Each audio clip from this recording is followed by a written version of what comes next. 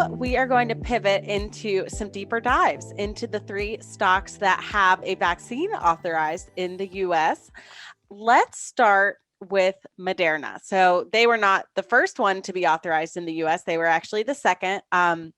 But I want to talk about this company. So they're based in Cambridge, Massachusetts. They are only 10 years old, and they have really been a pioneer in mRNA. Its ticker is actually mRNA. And they've been working on this technology long before mRNA was in our lexicon due to the coronavirus. Its COVID vaccine is its first product on the market, but it does have a nice, extensive pipeline. It was a huge performer in 2020, up 434%. Today, it is a $46 billion market cap company, which is not nothing for a company that just got its first commercialized product. Keith, can you walk us through what you think Moderna's biggest growth prospects are, and a little bit more about its total addressable market with the COVID-19 vaccine? Obviously, the world is its total addressable market, but in terms of what it can manufacture.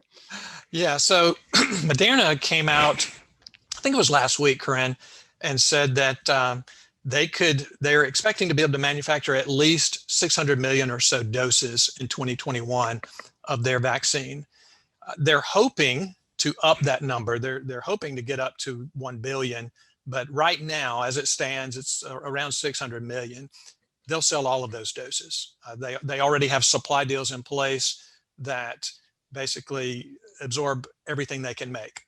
So right now, capacity is their limiting factor.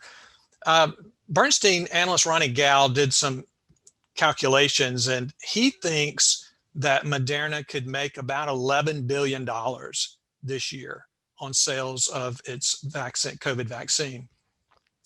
I think that could be on the low side because, like I said, I think Moderna is going to work very hard to try to expand their production capacity.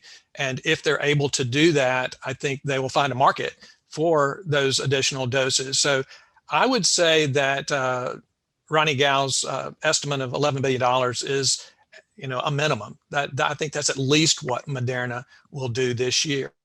So then the big question is, okay, what about 2022 and going forward?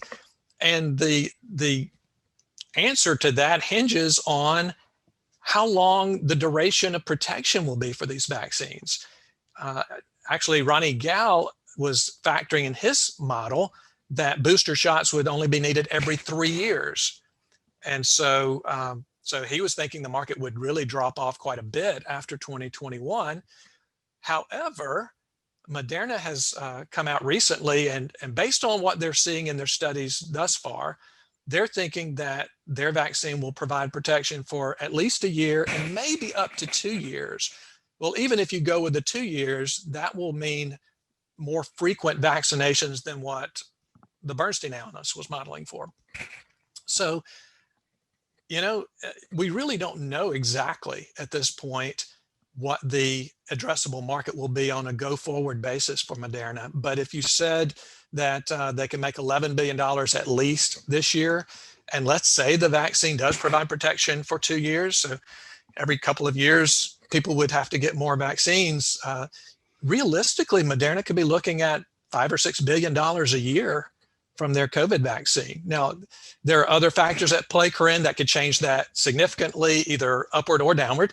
But I don't think that's out of the question at all, that the ballpark of $5 or $6 billion a year on an annualized basis is very possible for Moderna.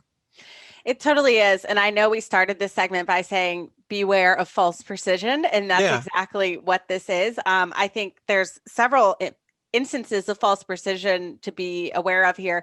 One is that estimate about immunity duration. So they're getting to that number by looking at their trial participants and how their antibody levels have changed over 3-4 months. And they're extrapolating. So they're saying, if your antibody level falls, X percent over this many months, a year is this many months. And we actually don't know at what level that those antibodies would not be effective against the coronavirus. That's another big question mark. So, the CEOs come out and made these projections, but it's by no means a sure thing. And we're still learning a lot about how this virus behaves. So that's something to be aware of.